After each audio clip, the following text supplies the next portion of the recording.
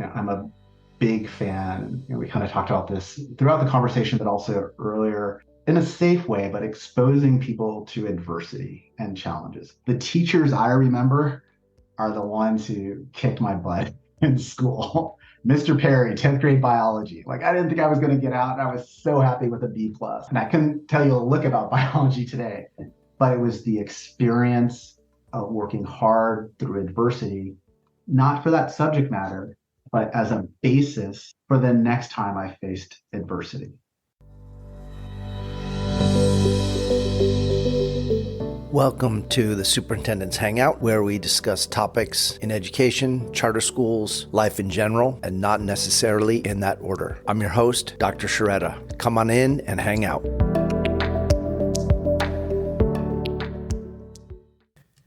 In this episode, I was privileged and honored to sit down for a conversation with Beau James.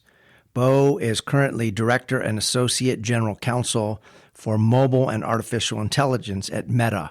Prior to his current position, Beau worked for 10 years at Qualcomm as a senior counsel. Prior to that, for Turner Broadcasting System, Delta Airlines, and other nationally known companies. Beau is a graduate of the University of San Diego Law School, and prior to that, University of California, Berkeley. Beau and I touched on a wide range of topics, from his legal career, his upbringing, his passion for advocacy in the area of rare diseases, and the personal story behind that passion, and much, much more. I hope you enjoy listening to this episode as much as I did creating it with a very inspirational leader and a friend of mine, Beau James. I thought we would start with your origin story, which is where I start all of the episodes on this podcast, because it's important, I think, for listeners to understand where the guests come from, what it was like for them growing up, what were the forces that shaped their trajectory and have brought them to the present moment. I love the question. I love the use of the word origin. I think so many times you meet people and they say, or you talk to people like, what do you do? What's your job? And I think origin goes a little bit deeper. For myself, to kind of describe my origin, I have to talk about my parents. I think it starts there.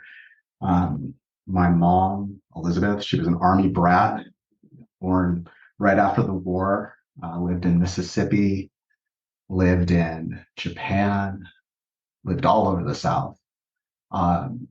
And at about 18, she moved to Fort Scott, Kansas to become a nurse. She'll tell the story. I was a little black girl making 50 cents an hour as a nurse's aide. She met my dad there in Kansas. They moved out to California. And over a span of like 30 years, my mom raised us kids with my dad, and she retired as a nursing executive for a major hospital system here. And my mom always talked about being a manager, what it's like in corporate America. Yeah, that's kind of her story. My dad grew up in a lot of places, graduated from high school in Santa Monica, went to college, Kansas, KU, let me get it right. Lived in Seattle for a while. He was a probation officer. He retired after 30 years here in LA County. He was one of the first groups to go off and join the Peace Corps. So in the 60s, he was in West Africa, very worldly person, committed to his family. So those are my parents. I have a younger sister, Dawn. She's a geologist.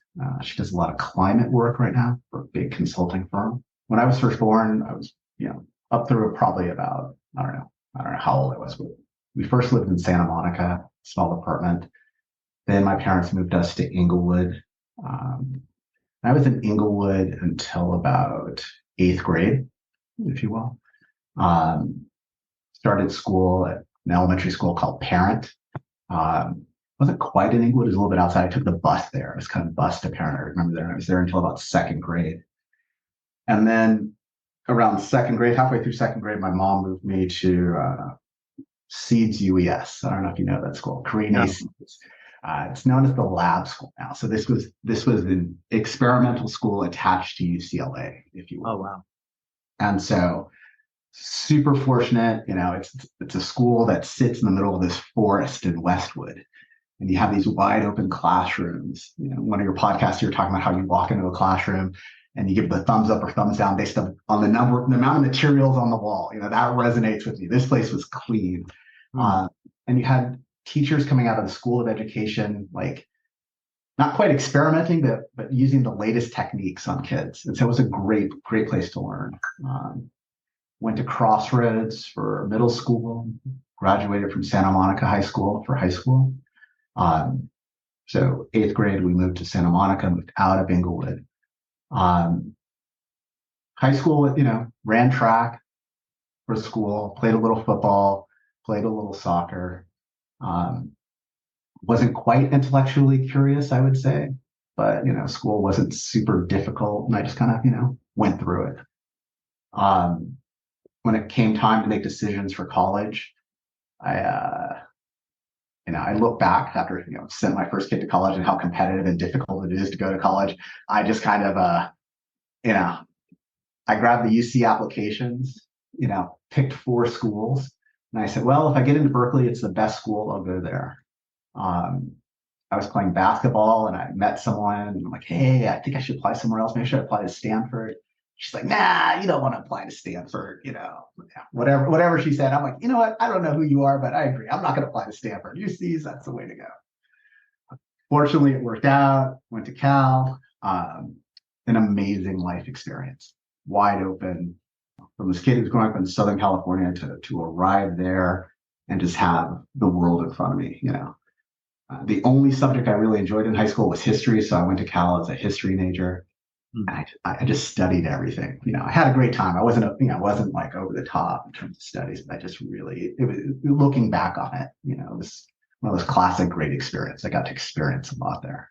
After Cal, took 2 years off, wanted to work. I've been in school my whole life and hadn't experienced the real world.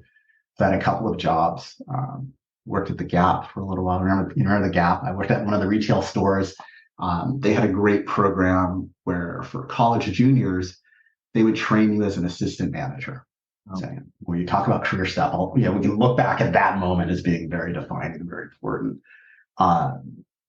Worked for Pete's Coffee as an assistant manager. I managed a couple of Kaplan centers, Kaplan Education, people who do the test prep. I managed the San Francisco, Berkeley experience, kind of got my toes wet in business. Then went off to law school.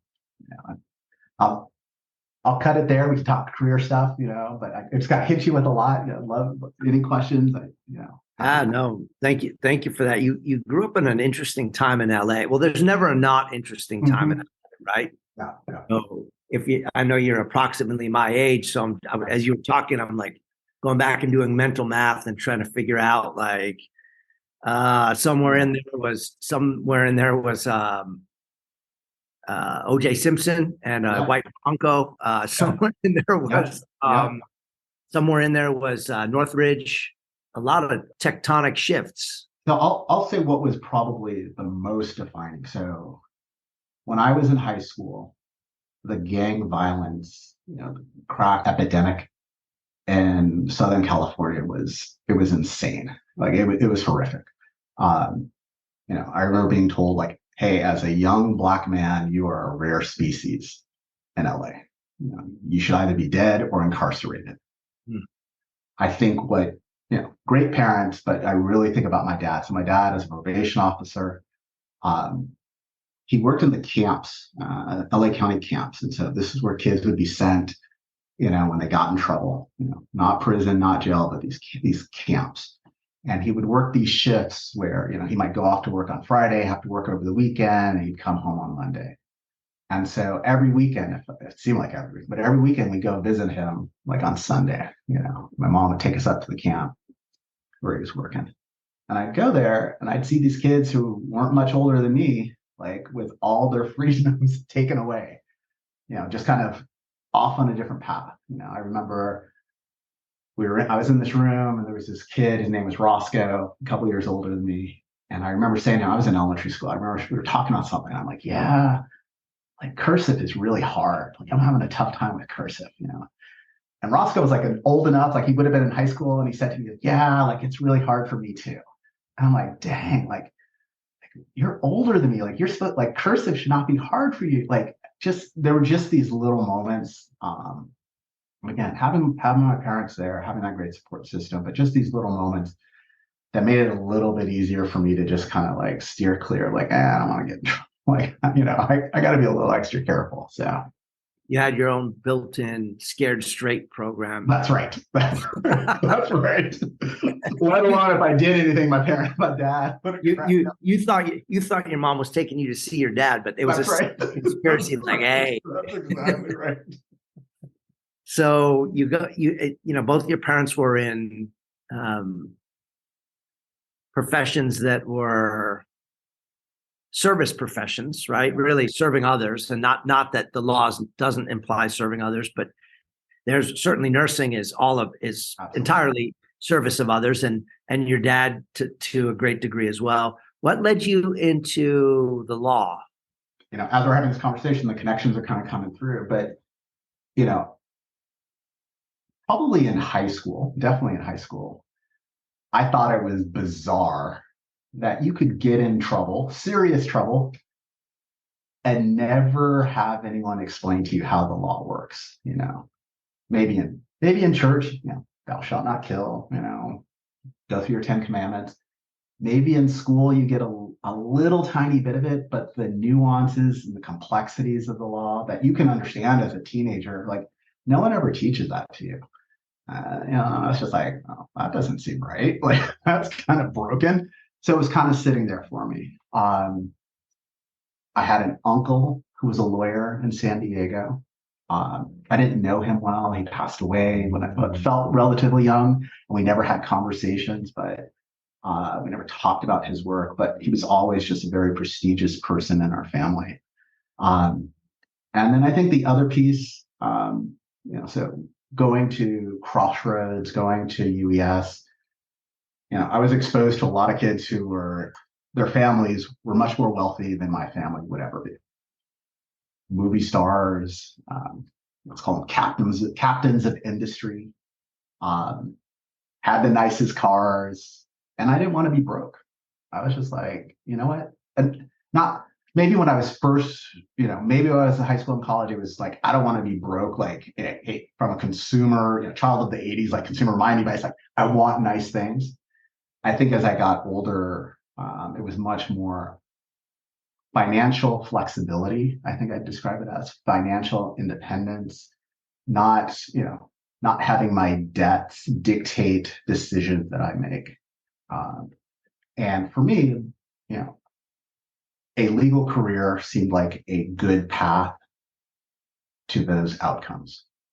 Now, the reality is not every lawyer is wealthy. Not every lawyer is not in debt. I mean, when you look at the cost of law school, you look at the decisions that you make as a very young person that can impact many, many years of your life. Look at the reality. So when I was in law school, there was this statistic that only 11% of you will get to go to big law. And big law is kind of like the predefined path to certain level of income, but not the only one.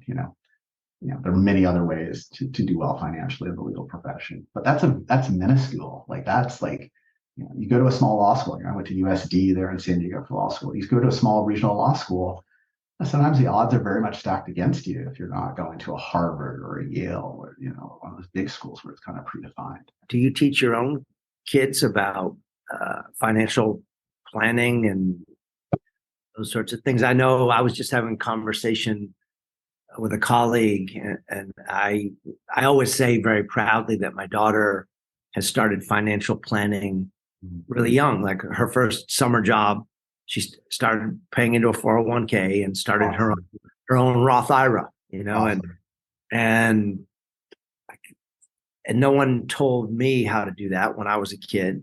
Yeah. And by the time at least our generation, I think, realized the power of compound interest, yes, that ship had partly sailed. That's right. Damn thing only had half a sail by that point, right? That's right. Because it's driven by time, right? And so you tell, how do you educate your own children around the financial planning and not necessarily chasing dollars for the sake of chasing dollars? But I really like what you say about flexibility and independence that comes with resources. Yes.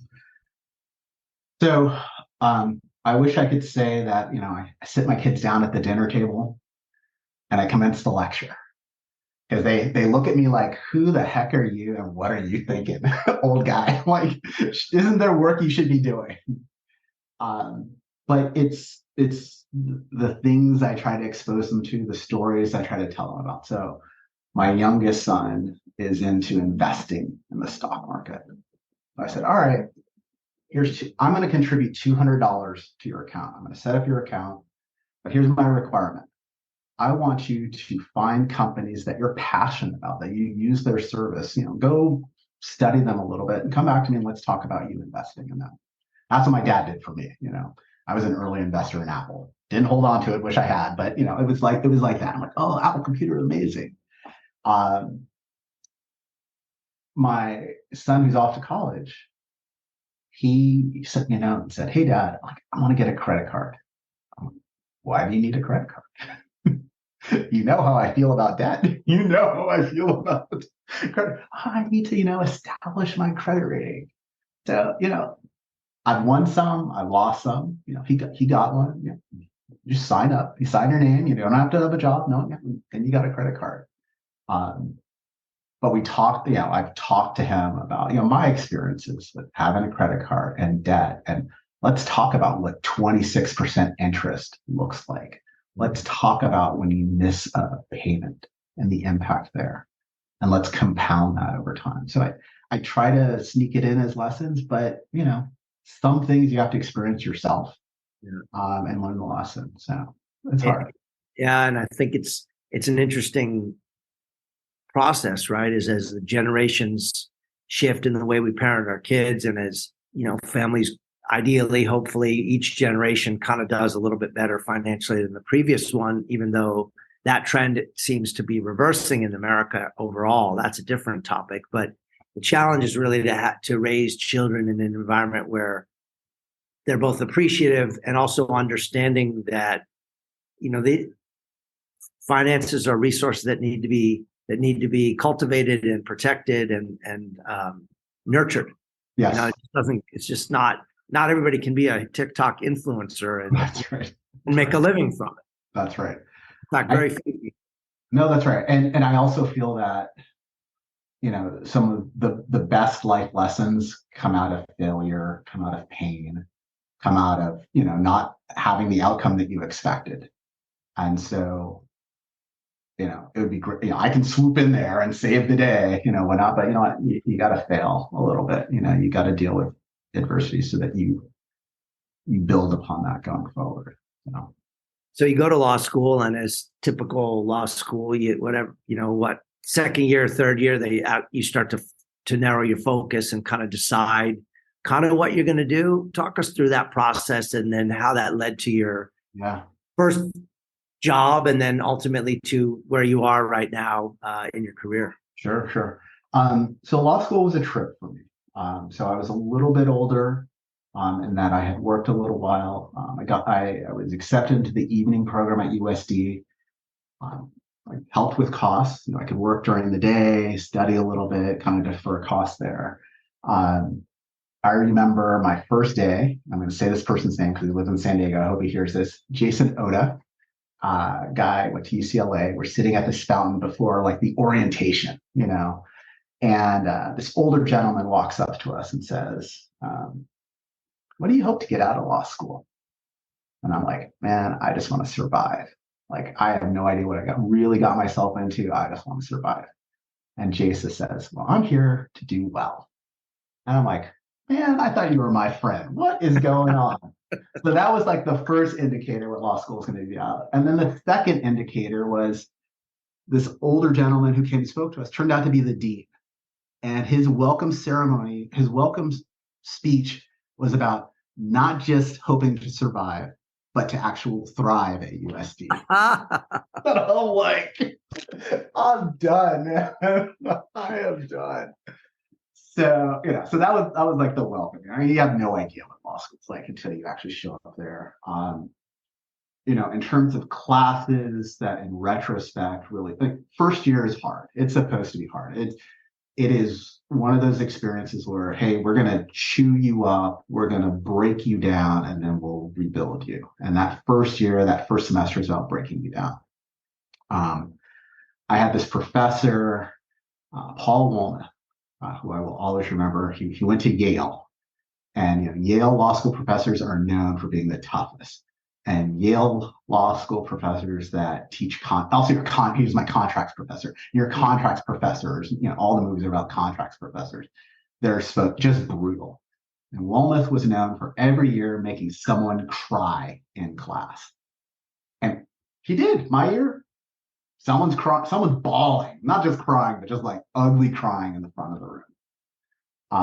My favorite Wilmoth, one of my favorite Wilmoth stories, you sit in this kind of amphitheater, 15 chairs, 15 seats across, and we're doing some case, and he's coming down the row, one kid at a time, one adult at a time, blowing people up. You don't know what you're talking about. Did you read it? Like just horrible. I'm in the middle, get myself ready. I'm like, here it comes. All right, Beau, do your best. You studied, you're ready to go. He's going now. One kid. And then he skips me and keeps going down the row. And it was just like, why did he skip me? What did it go on? Like, it was mental stuff like that, just breaking you down, building you back up. But he turned out to be my favorite professor. I went back, did seminars with him, like amazing time. That was law school. I didn't enjoy it. I wanted to get out of San Diego. It was hard. It was rough. Like, I was just like, what is this? What did I get myself into? But for me, what law school really taught was you could be presented with any type of problem and know nothing about it, but you will have the tools to find an answer or a solution. That for me, that was the fundamental lesson of law school. In terms of career path coming out of law school, it must have been like the spring of my first year. I was walking through past the career center, and I saw on a pillar a little piece of paper that said, I forget the name of the company. It's one of these old school brick and mortar companies back east, Minority Job Fair. And what it was this company said to all of the DuPont Minority Job Fair, that's what it was. DuPont had this program where they said, all of our law firms, everyone who works with us around the world, and this is revolutionary at this time. Now it's pretty common, but revolutionary at that time. Every law firm that we spend tens of millions of dollars with, we're going to sponsor a job fair, minority job fair, and we want you to come and interview different minorities that we bring through it. So I applied. I got one interview with a law firm based in San Diego. And this law firm brought two attorneys, one from Palo Alto and one from San Diego. And this was the largest law firm in San Diego. They had the two associates. And this position that I was interviewing for was for a summer, like you said, the summer associate during my second year, kind of that internship that could lead to your path forward. And so for me, I look back, I remember driving up to LA. I had this old 20-year-old Honda Prelude, super reliable car, but it was my little car. I drove up to LA, downtown LA. I got my little suit on, and they had everyone who was interviewing in this holding room, this conference room. And I'm sitting there, and there are all these kids, young adults sitting around. I remember looking around the room, and I'm like, I got this. Like, they were scared. Like, they hadn't been in real interviews. Harking back to my earlier story about being a manager at the Gap. As part of that, you interview people, to hire them. And that's the best training for being interviewed, knowing how to best utilize that 20 to 30 minutes. So I went into that interview. I walked away with the opportunity to go back to the firm, the respective offices in San Diego and Palo Alto, and do a full slate of interviews. And what that is, you show up at 9 a.m, you leave late afternoon. Every 20 to 30 minutes, you're interviewing with a new attorney. And it's exhausting. You're interviewing with a new attorney. You're getting their business cards. You're writing a little note for your thank you note that you're going to send back to them afterwards. You're trying to make that connection so that you stand out beyond someone else. Everything you try to do well in an interview. I did both offices, both went well, and they said, pick one. You can't do both, but you got to pick an office. And so that would have been for the summer of 99. And so in 1999, .com explosion. And I said, like, from a historical context, like, I have to go to Palo Alto, like, hands down. Like, San Diego's great. It's beautiful. This is the largest firm, most prestigious firm in San Diego. But I've got to go to Palo Alto just because of what's happening in the world. I told them that I wanted to be a corporate associate, someone that does IPOs, does mergers and acquisitions, or an employment attorney. And no idea what that meant, what that really meant. It sounded good. I'm like, no idea what that really meant. And so that summer of 99, when I got there, when I was doing assignments and meeting attorneys, one thing I realized, and no slight on corporate attorneys, but what I realized was that they didn't understand what their clients were building. They were not steeped in the technology. They were steeped in the transaction. Like, hey, we're going to get you an IP. We're going to put you through an IPO. Like, IPOs were crazy then. You're going to do IPO. We're going to do a merger acquisition. But you would kind of talk to the associates. They had no idea what their clients were doing. And I'm like, if I'm coming here, like, I want to know what the tech's all about. I did an assignment for this associate, and I forget her name. And it was a disaster. I did some agreement and it was horrible. And she marked it up in the red pen. And I'm like, there's no way I'm getting this job. But the deal was she sat down with me for 3 hours and walked me through everything I did wrong or right or whatever. She just spent the time with me. And that's when I knew that was the practice I wanted to join, the technology transaction practice, deals between companies when they want to exchange or build technology. You sit with a lot of engineers, you sit with a lot of high caliber business people building deals. And that's when I knew. And I was fortunate enough to get an offer after that summer for full-time employment afterwards. Then I was kind of off to the races at that point. And so how do you, as an attorney with a very full life and a demanding career, how do you learn what you need to learn about the technology so that you can converse appropriately with engineers, with executives in companies, perhaps with CEOs, perhaps with founders companies? How does one do that? You don't have to have a technical background. I was a history major, right? So, many people will look at me and no matter what I do and say, who are you? Like, you can't do this. Like, what are you doing?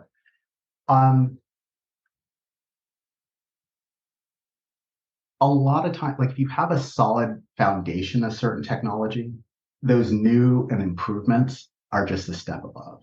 So there are nuances and there are differences as technologies improve, but it's always building on the foundation.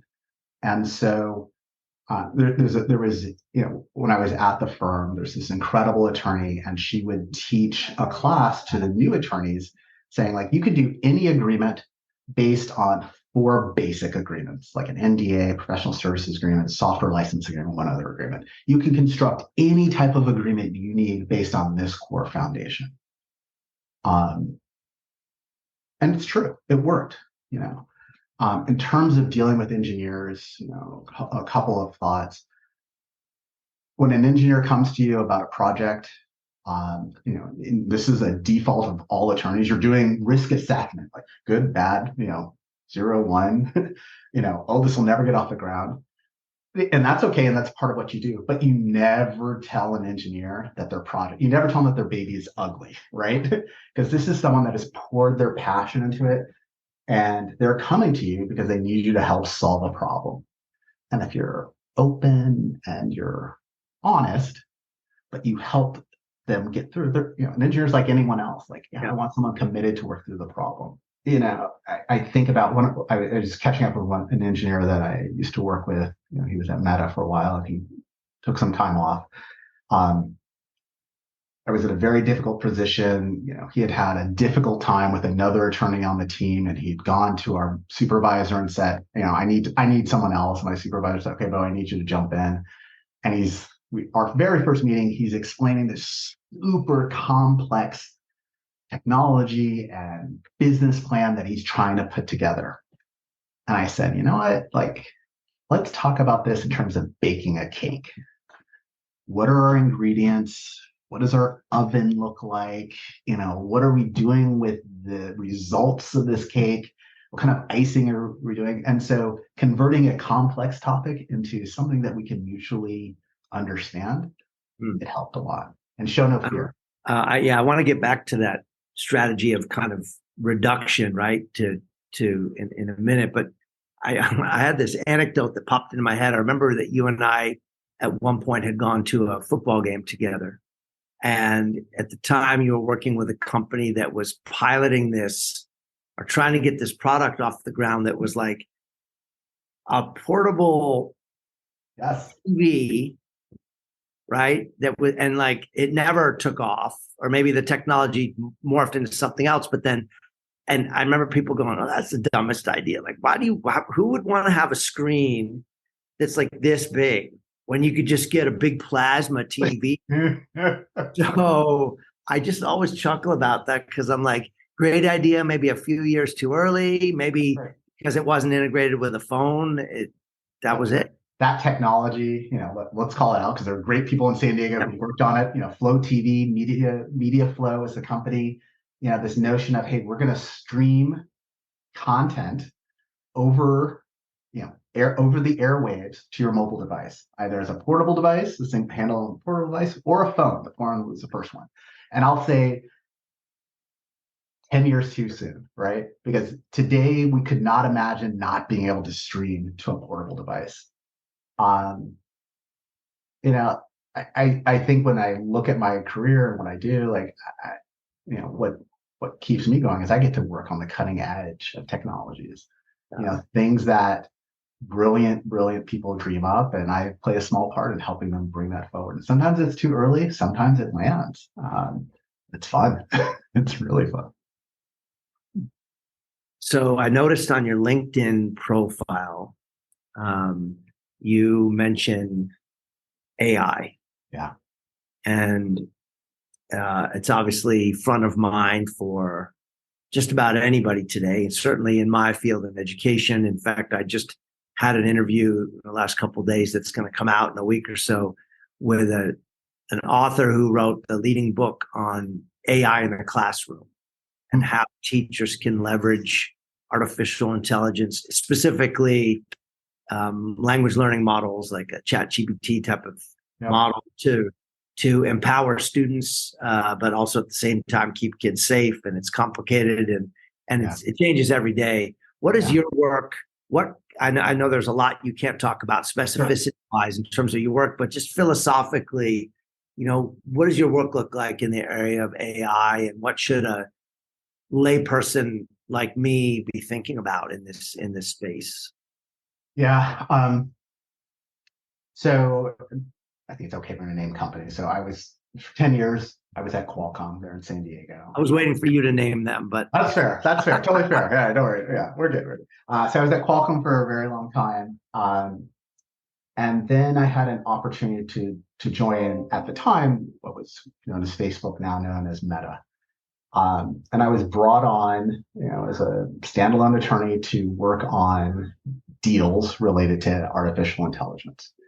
To that point in time, I'd done one AI deal, worked on thousands of deals, but only one AI. But, as I was kind of describing, technology will constantly evolve. And as long as you have that solid foundation, you can tackle anything. That's been my experience. Should also say all this is my opinion, not necessarily the opinion of my company, insert legal disclaimer. And so when I joined Facebook, I did a lot of deals that related to partnerships between companies related to AI. Either we needed technology that we needed to license from someone else, or we were licensing AI out. And that was kind of I did that. I've done other things. I've supported other groups related to mobile, groups related to connectivity.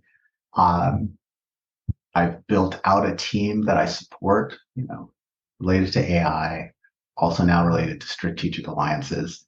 But AI has always kind of been my constant during my time here. And then, like everyone else, it just exploded. When OpenAI came along with ChatGPT, it was like nitro in the engine and everything took off. A lot of people talk about, a lot of people are nervous, understandably, with new technologies. I think what most people would say is exciting is to have this very powerful technology in the hands of people and creators to do really cool things. Like when I think about your podcast, if you invite me back in a year, I'm going to ask you, I'm going to say, hey, Dave, the questions you generated, did you use ChatGPT? Did you run our last interview through? Did you run my LinkedIn profile through and use ChatGPT to at least create the starting point? I might ask you, hey, like in post-production, did you use an AI tool to generate a transcript of the conversation? Or did you use AI to create a version of our conversation in voices that sound like us speaking in German or in Spanish to expand your user base?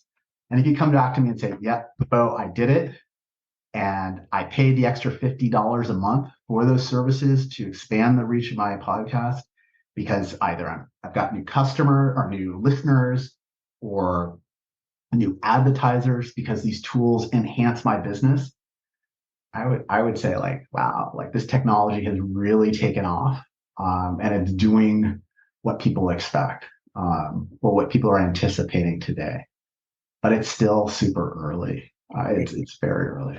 It's early, and what's interesting to me is I think like a lot of people naively thought that AI was going to be changing society kind of from the most repetitive types of manual work, or like data entry, clerical kind of jobs first, or long haul truck drivers or what have you. And it is transforming that, but it's also having an amazing impact on a lot of white collar work. Yeah. Right. I mean, I have a friend who's an attorney, and he's like, yeah, I use ChatGPT every day when crafting the first draft of a letter to a client, or when analyzing notes from a meeting that have 50 bullet points in them and disorganized thinking. Like I use ChatGPT to scrub that and bring it to me. And then there's amazing things like that companies are building in as functionality that you don't even know it's coming until it comes. Like I now just started in preparation for in the future. I'd like to have a video component as well in this podcast. I just have to find a suitable background office. Totally. But so I started to post the episodes on YouTube. Well, YouTube has built-in functionality where you post an audio, and I didn't even know this, but it already transcribes it for you. Yes. And has sound markers along the way. Every time a different speaker speaks or the theme changes, there's a little play thing you can hit. You can, it'll say, Beau's talking about AI here. You can hit that and it'll jump down in the audio to that section. And we didn't pay for that. That's just, YouTube's got that baked in. And so I think those are really interesting things. When you mention the way that you explained a complex deal and reduced it down to making a cake, I feel like, and maybe I'm oversimplifying things, but I feel like that's the space in which humans will always be able to still live and operate in an agile manner where a machine can't, right? Yes. If you took this complicated thing and you said, hey, bro, can you give me 15 minutes? And you plugged it in ChatGPT and said, hey, reduce this down to a basic fourth grader's understanding of the concepts. Like, yeah, okay. But that's not how your conversation went down, right? You lost him already. He's not going to want to work with you anymore. And so I think the beauty of it is that you understand the whole picture of this big deal and the complexity. And then you're like, okay, we got to get to like the basics first. And that's a human instinctual move right in the middle Yes. of a dynamic situation. Yes. Yes.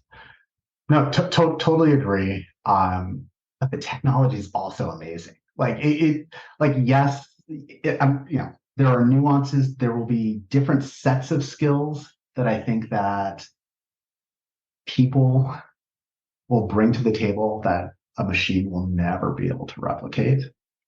And that's kind of the exciting thing. Like I love hearing what you were sharing with about where you're seeing AI pop up in your life. I love looking at kids and seeing how they're using it, how it's influencing their lives, how they're kind of tweaking what the older generation offers.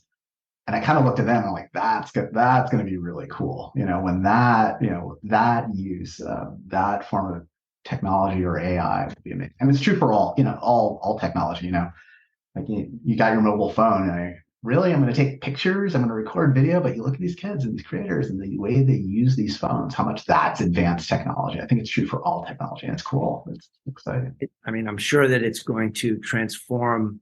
It's hard to even characterize the legal profession as one homogeneous profession because it's has such variety, right? But I'd imagine just like in accounting and in all these, medicine is going to be transformed. The law must in the future, right? Even what you described from law school, I'm wondering if the Socratic method, this is a rhetorical question, but like, I'm wondering if the Socratic method is really going to need to be so hammered in law school preparation into people's minds. You talk about boot camp in year one of law school. Like, is that really, how many times does Beau get grilled on the job by someone who's like, right now I need an answer on this? You know what I mean? Like, every day. Oh, do you? Every day. So your point well taken. I think, law school and the Socratic method. Yeah. Hell Week with Navy SEALs. Yeah. Residency for medical students. Yeah. Yes, this is an opportunity to learn how things work, but it's more importantly, I'm training you. I'm training you to think or operate in a certain way because in your life, in your professional career, you're going to face situations where what you've learned is not applicable to the situation. And what you will have to fall back on is your training, your ability to improvise and operate in difficult situations. So first year law school, I'm pounding the crap out of you. It's really difficult. It's stressful. You're working with subject matter you have no understanding about. Fast forward to your first year as a young associate. Partner walks into your office Friday, 4:00. I need a memo, throws a piece of paper, throws a report, sends an email. I need this summarized. I need a memo on this. I need an agreement on this by Monday morning. Like I literally think back to the associates. We were in a little broom closet when I first started. That training, like that's hard to replicate. But can AI do some of that? So like AI could get the memo going and a draft agreement, right? Not the final one. Absolutely. But just like any tool. Yeah. Email communications. Like we remember in our lifetime when we started using email and now we couldn't imagine living without it. There were partners I worked for, when the first computer showed up in the office, it was revolutionary, but it was another AI working it out, kind of ChatGPT, which is just one sliver because there's so much other stuff. It's a tool. Yeah. I think those who are skilled at being able to prompt AI to produce desired results, like that's amazing. That's a skill set that, but this, like, yes, you can go in many places and I'm probably going to be wrong, AI might go wherever, but in the end, it's a tool. And we humans, from the beginning of time are very good at manipulating and using tools for desired outcomes.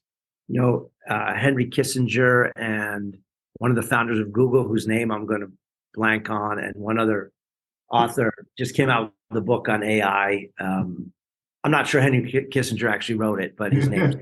But they start out the book by talking about, this computer. I think it might be an IBM computer originally, but Big Blue. That was, and it was like the chess computer, right? And it was like they developed this thing over years, and eventually it got to where it could beat the top chess champions in the world and could beat them resoundingly because it could just do millions and millions of calculations a second, right? And then at some point, they had this, and I don't know all the technical terms, but similar to a chat GPT or a language, a learning model, like a model that could learn, and they pitted it against that computer. And in the beginning, it lost a bunch of times, but then it started to behave like it started to almost develop its own independent mind around doing things that were illogical, things that a computer that had been programmed to cut risk out of its game never would have done. Yes. And watching this thing go, and in a day or two, it was dominating Big Blue. Yeah. And I think that's the piece that I think we're going to be wrestling with a long time. Clearly, that model doesn't feel emotion. It doesn't feel fatigue. It doesn't feel frustration. It doesn't have an ego. It doesn't. But oftentimes, it can behave in a way where we start ascribing it human qualities, and that's going to be really interesting. Maybe the next generation of kids, the kids who are being born right now, are going to grow up in a world where, just like kids today never imagined not having a cell phone, the next generation's never going to know what it's like to not have these models that are adapting and learning, and hopefully, for the most part, making the world better. No, absolutely. No doubt, AI represents a very powerful tool, very powerful technology, and people are fast. I mean, that's what's kind of blown my mind away is just how fascinated and interested people are, rightfully or wrongfully, but there are lots of different reasons. And it's, I think we're fortunate. I feel very fortunate to work during this time, to be exposed to this technology, to have a decent understanding of it. AI is also very broad. Most people are very familiar with large language models, but there's so many other technologies within AI that will provide us with really cool tools through our lives. It's exciting, but it's, the guys who worked on mobile, like that was exciting also, electric cars, the work we're doing around climate change. I think we're just very fortunate during this time in our lives to be around these great advancements. It's cool.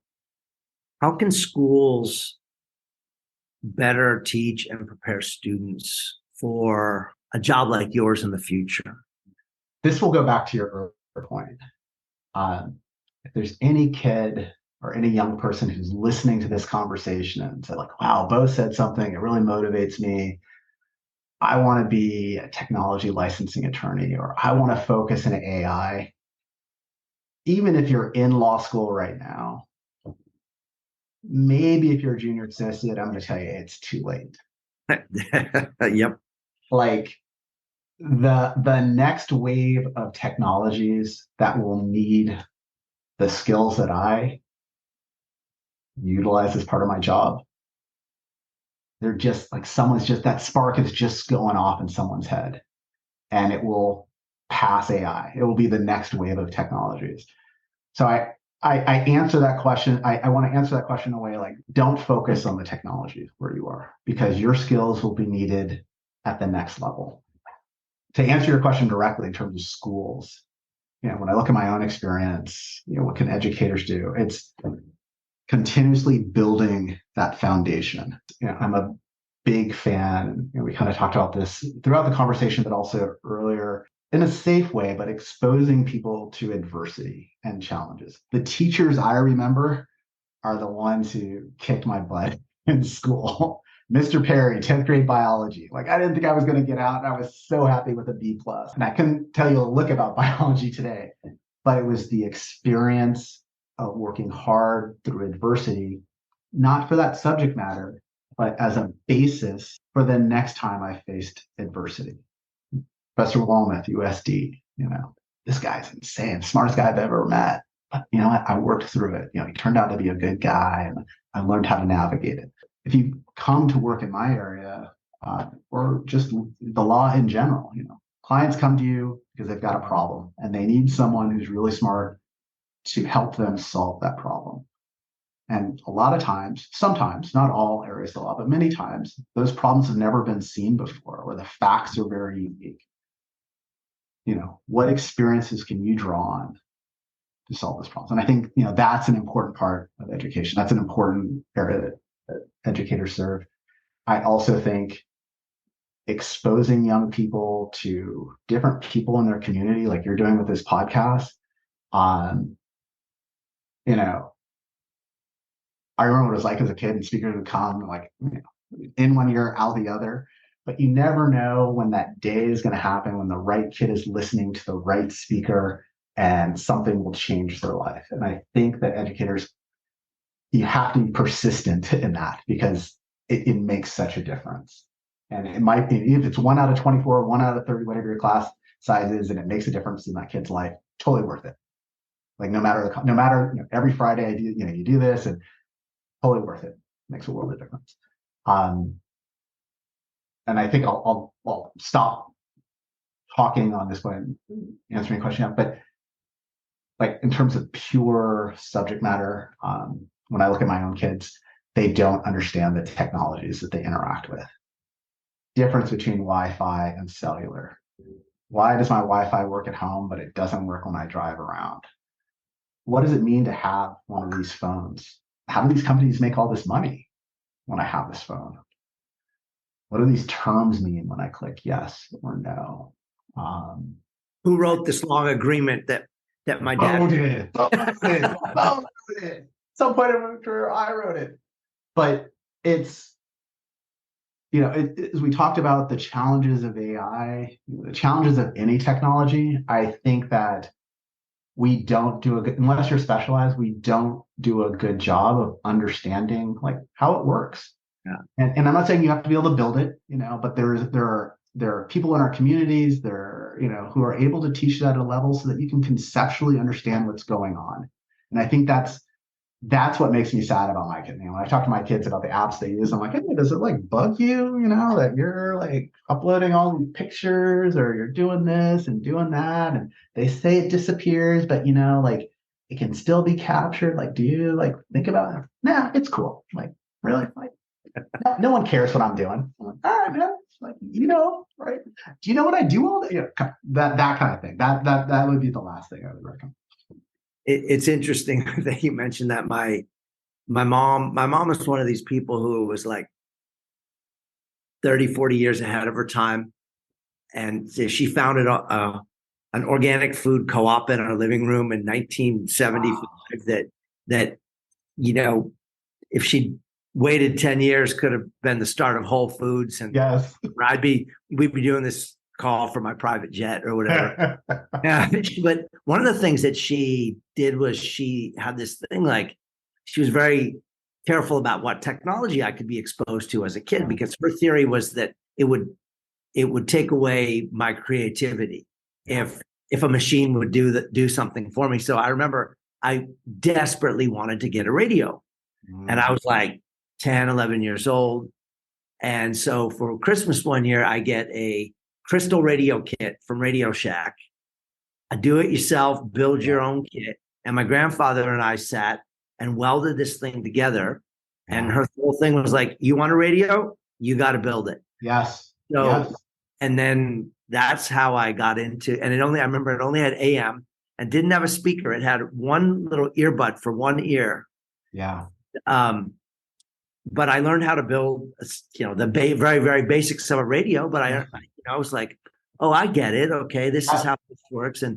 And I've just been thankful for that over the years, because especially as consumer electronics have become cheaper and cheaper and cheaper and cheaper and more disposable, yes. where your device doesn't even matter anymore. It's whatever's in the cloud, right? Yeah. I don't care if you steal my laptop. Like, unlike Hunter Biden, I don't care. because everything's in the cloud anyway, right? Yeah, And I'm even giving second thought to what goes into this device. Yeah. What role do you think creativity has, Beau? Like creativity and imagination? I mean, full disclosure, like you and I first met when both of our kids our kids in both families were in Waldorf schools, and that's a kind of a fundamental tenet of Waldorf education: creativity, awe, wonder.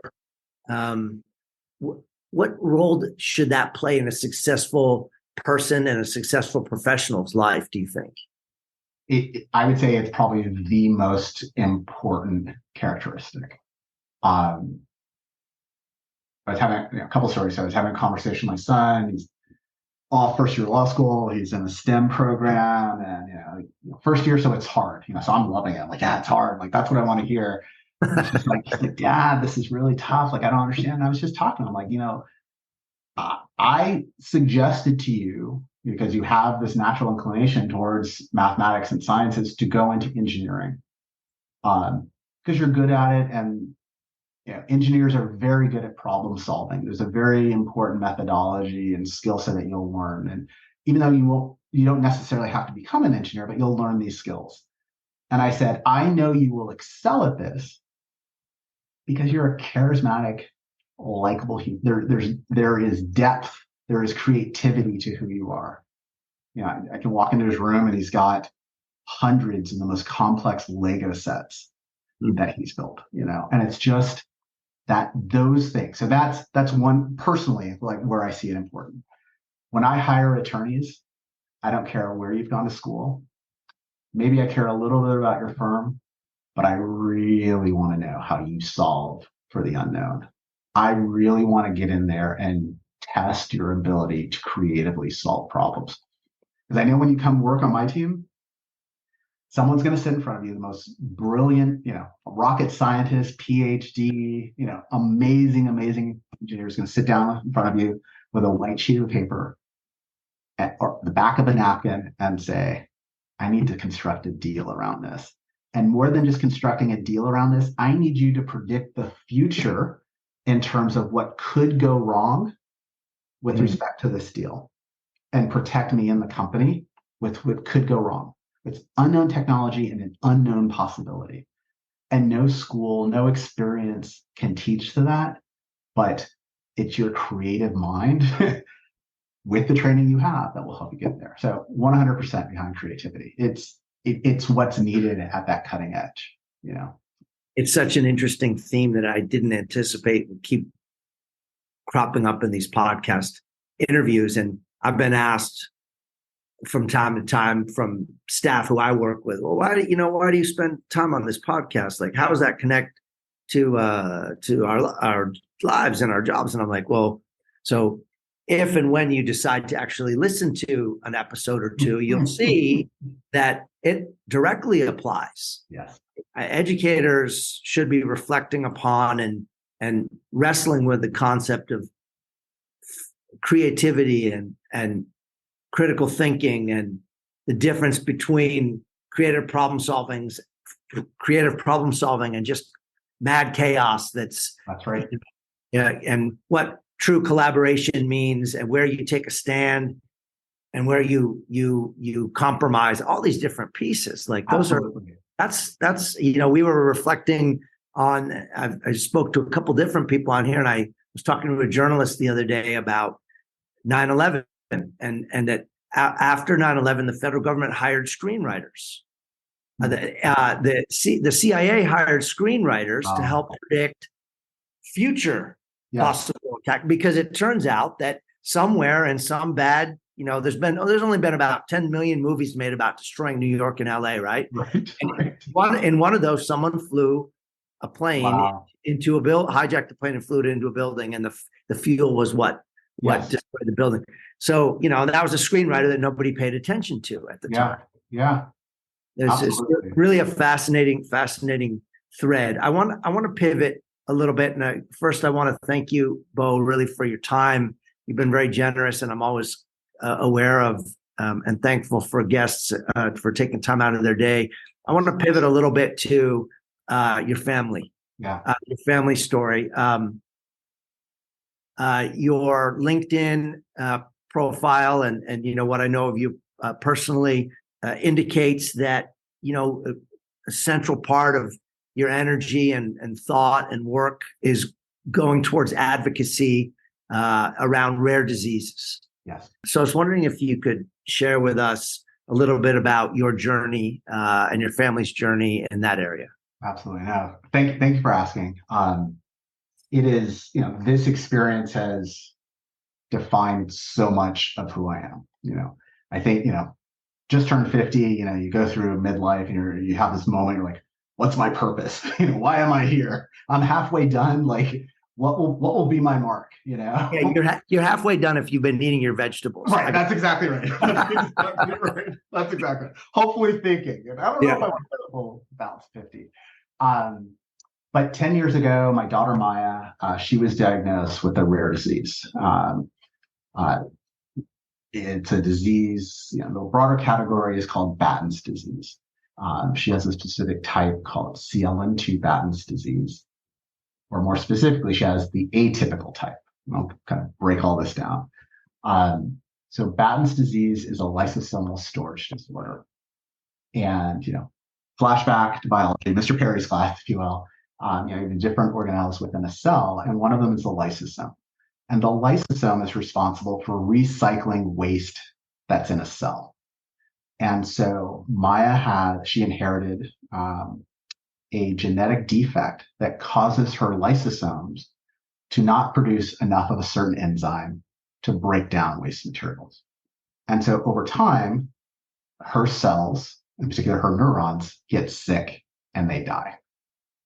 And when neurons die, it impacts your brain. And there's some theories, but they generally don't reproduce. They don't regenerate. And so 10 years ago, my mom, the nurse, said, hey, when Maya's walking, she seems a little kind of off balance. You guys should go get this checked out. Like any parent, it's like, like really? 30 years nurse, like, follow up on this. So make an appointment. It takes a long time to get the appointment with a specialist. You have to go to a pediatrician. They're like, I don't see anything. We take it to the neurologist. We're down at Rady's, actually. We go into Dr. Leshner, was the guy who diagnosed mommy, or told us there was an issue with Maya. We go in for this appointment. He does these really basic tests: touch your nose, walk heel toe, just real basic stuff, and just 100% clear that she is having a really difficult time with these very basic things. And that's when we knew something was up.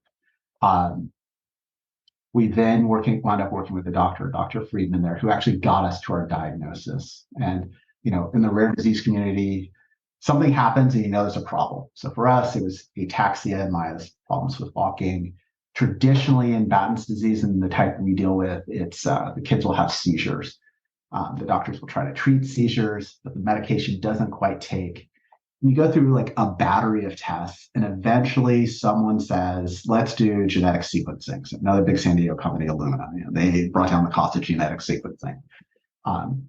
I tell anyone, I'm not a doctor, but I tell anyone, like, something's going on, no matter what they say, go get genetic sequencing. If you're kind of concerned, knock that out. It's not expensive. Most insurance carrier covers it.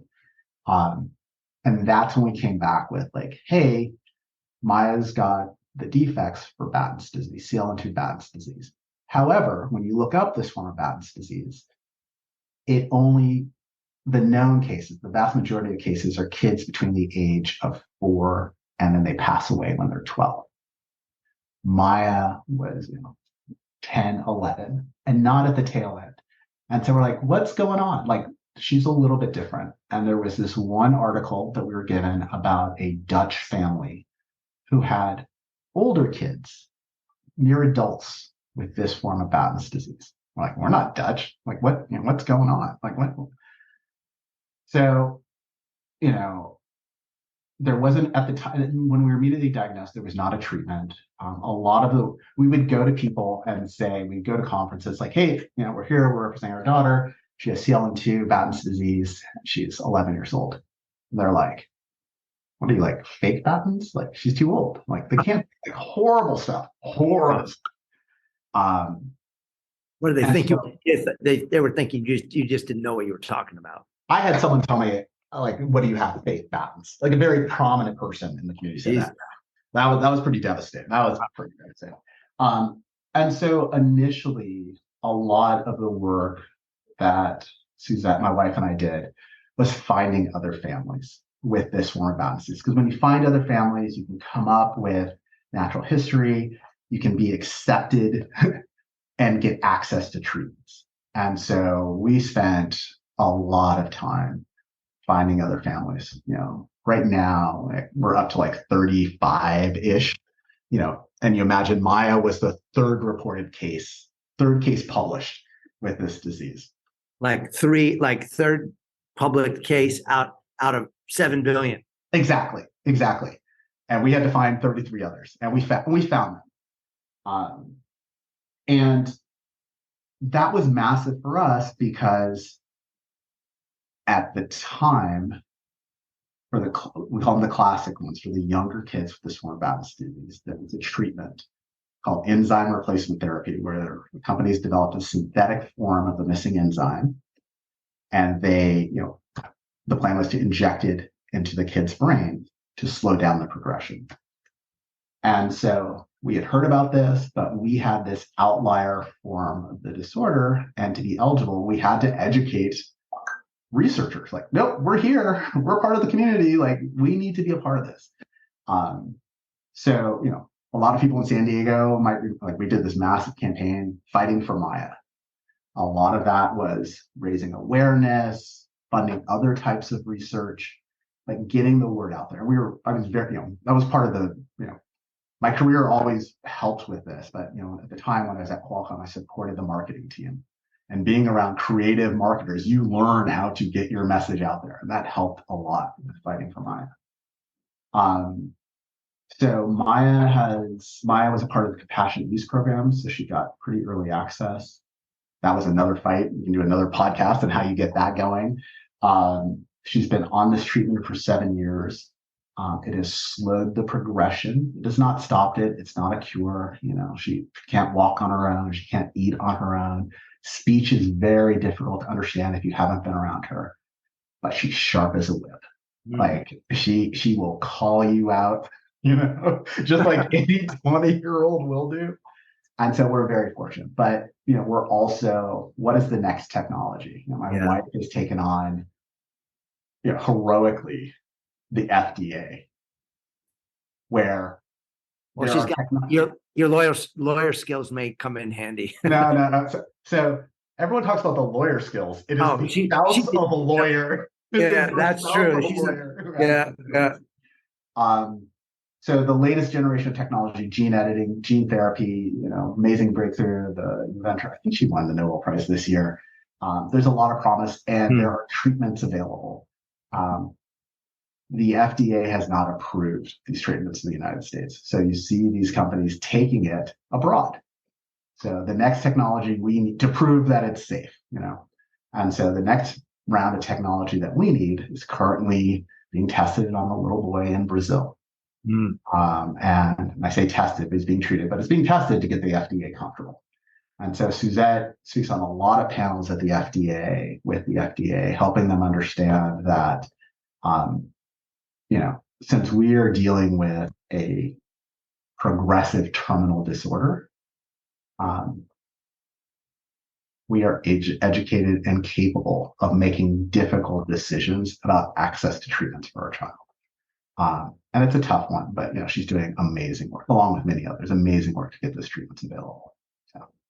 Well, I thank you for sharing that. I do remember the Fight for Maya T-shirts and the hashtag, and it's very humbling to hear just what you've gone through. And while you're fighting on that front, both of you are keeping your family together, and you've got other kids, and Father Time keeps ticking on, and life keeps moving. That's right. Right. But I will say, David, it all ties back together, right? Like the skills as a lawyer, someone walks in front of you and says, I have this insurmountable problem that you've never dealt with. Like, all right, let's go deal with that in the rare disease. Like hey, I've got, a grumpy researcher or doctor who doesn't want to talk to you. Like, no, I'm used to speaking in front of people with power, or convincing or persuading them. But it all starts on, like, I always go back, building those skills over time. So when you get to that difficult situation, you're prepared to deal with it. So that's my thought there. What do you know now, professionally or personally, that you wish you'd known? Let's take you back, I don't know, 30 years when you were 20. Yeah. What do you know now? What does the 50-year-old Beau say to the 20-year-old Beau? Other than don't sell your Apple stock. Right, exactly. It's going to be okay. It's going to be okay. Kind of two thoughts. The first one is neither is original. The first one is definitely not original because I recently heard someone say it and it just resonates. It's not a straight path. Mm-hmm. And in not being a straight path, you will not always know which direction you're headed or what's around the corner. And you have to be comfortable with that. And that's okay, And maybe you're making a lot of lefts and right. Maybe you're taking steps backwards. Maybe it's, alien chess. So you're taking steps down, you're taking steps up, but that's an important component of life and career. The other important lesson, and this was never really like an issue with me because I always think I get along well with people, but I've seen people have problems with this. This is advice I received from someone who was in law school when I was still right after graduation, but just the importance of relationships and how you treat others. Your professionally and personally, but especially professionally, your reputation can be made or broken in an instant based on your first interaction with someone. If you're a jerk, we all know the jerks. If you're a jerk, you can be toasted. Your entire career, everything you've done could go up in flames. So it's so important to treat people. This is what I say to myself. So important to treat people the way you want to be treated. When people ask me, hey, but what's your management style? Just one thing. Treat people, manage people in the way that I would want to be managed. And it makes it's so important. It's probably the most important lesson. And that goes for in person and digitally. Absolutely. And I think the latter becomes much harder because that the courage wall seems pretty strong when you're on your keyboard somewhere. Yeah. I just had an incident like that yesterday. Yeah, let me just figure out how to say it. It was a personal incident where someone was cavalier in the use of language. And they got an angry dad response, and this angry dad happened to be a lawyer in response. And as you said, kind of that digital screen, like, no, I need you to pick up the phone and call me and have a conversation with me so that we can talk this through. Absolutely. I know there's some companies, I think BP was one of them, British Petroleum. I don't know if they do it anymore, but they used to have a policy where you could be terminated if you sent an email or an internal chat or like Slack or something to someone that could have been handled in a phone conversation or a face-to-face. Yeah. I'm not talking about sending them a template of a contract that you're working on, but to something, especially around contentious things, human things. Absolutely. It's like, and going back to your earlier question, in terms of educators, and I don't think this is an issue, but just the importance of interpersonal communication, interpersonal contact, dealing with others. You hear a lot of stories about young boys losing that ability to interact and have those interpersonal moments and navigate those. People are reporting it's a real problem for our society, and you see that. Yes, that's probably a downside of technology. It's a downside of just how we live today. But it was an important skill set for my mom. I remember her talking about it. It's a key skill set now. Super important. So you've obviously accomplished a lot in your life professionally. Oftentimes when we're applying to a new job or we're asked to be on a panel or whatever it is, people ask for a resume. And so we list all our accomplishments, and that oftentimes or almost always is things that are in the past. So I'm going to flip that a little bit to the concept of an anti-resume. In other words, the gaps, the holes on your resume. What's at least one thing that's on your anti-resume, i.e. something you would still like to learn, to do, to experience? I think my response will surprise you a little bit. So I just, super fortunate at work. After a period of time, you're given this extended amount of time to take a break, very much like a sabbatical. And at some point during the sabbatical, towards the end, my wife came to me and said, "You know what? You've been home a lot. Really not a lot to do. And I think we could do a business together." And I'm like, all right, I think that bodes well for us, but like that was a good affirmation. And what I think an idea we kick around a lot, one, we're kind of very much interested in getting away from big cities, probably California. And I want to also include my kids, so that they have a business for themselves. But we've been, we're kind of kicking around this idea of buying a lot of land, having horses, but setting up really kind of a physical therapy center for people with neurological challenges. So one of the things Maya does, part of her therapy is she does equine therapy. And the pace of the horse, the movement of the hips, it helps support your ability to walk and engage in your system. We're very fortunate. There's a center that's very close to us, but there aren't enough of these. And so Suzette and I have talked a lot about doing that elsewhere in the country, somewhere back east. So I'm like, all right, like maybe I'll take some night classes, learn how to become a PT. We'll go start a business, and give that a try. So that's kind of the anti-resume thing. I mean, people, very early in my career, I took one of these kind of tests that assesses, what does your personality type, what profession does your personality type align with? Like out of 100, lawyer was like 45. Number one was farmer, like 100%. Like above and beyond, super clear. You should be a farmer. Wow. So, at some point I'll stop ignoring. Wow. Yeah.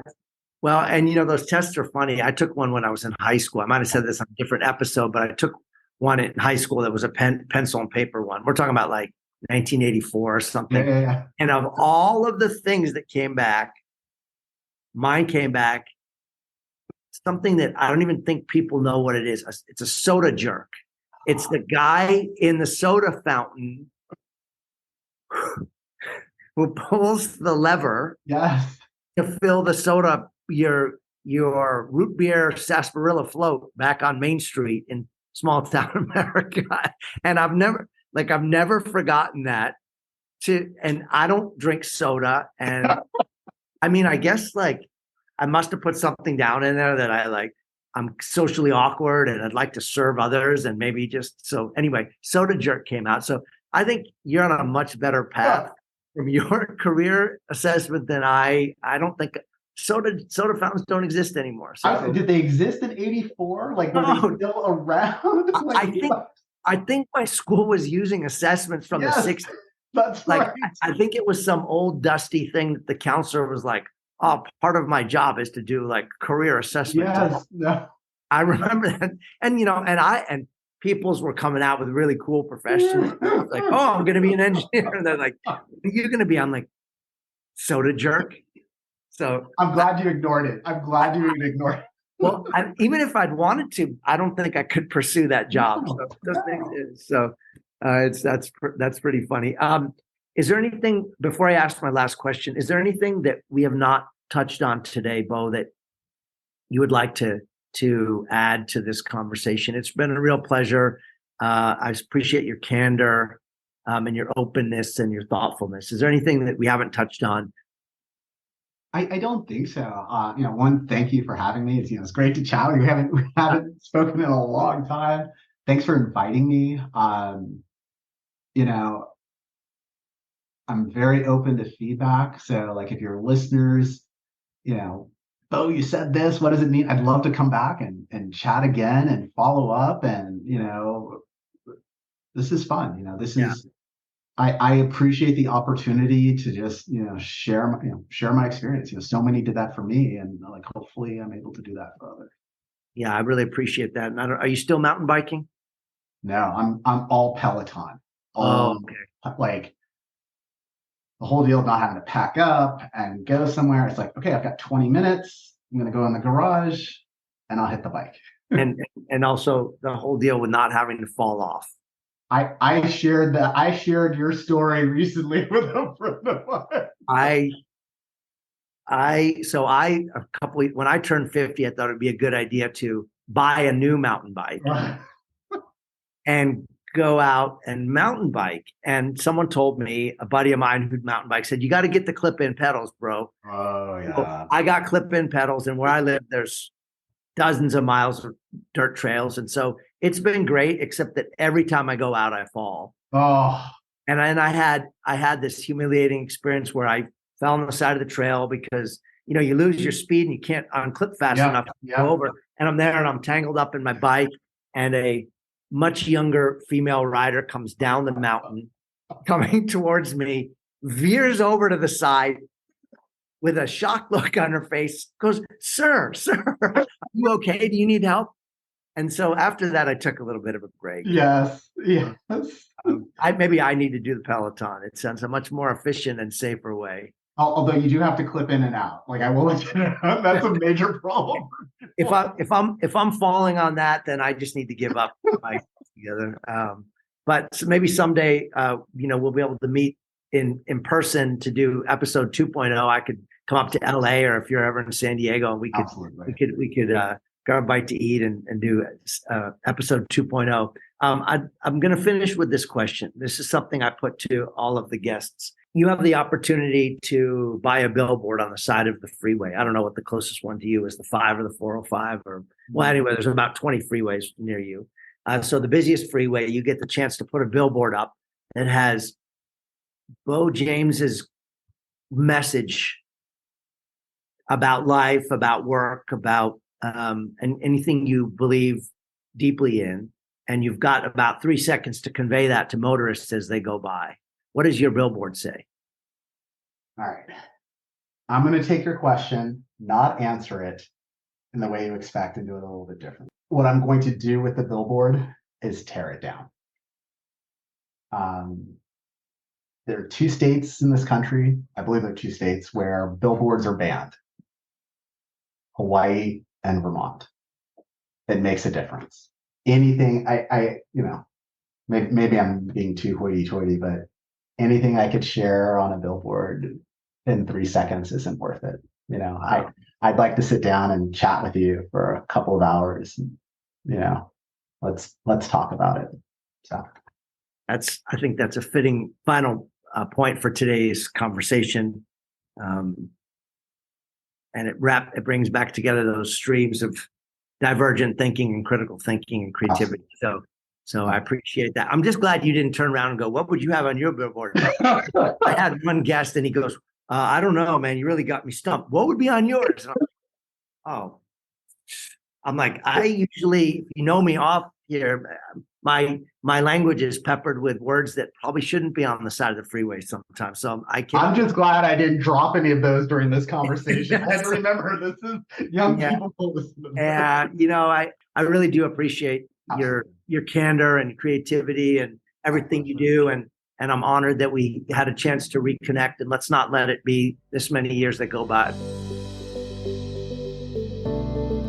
Thank you for listening to the Superintendent's Hangout. You can follow me on Twitter at DVS1970. Please be sure to share this show with friends and family on social media and in the real world. Thank you to Brad Bacayal for editing and production assistance, and to Tina Royster for scheduling and logistics. Thanks for hanging out, and have a great day.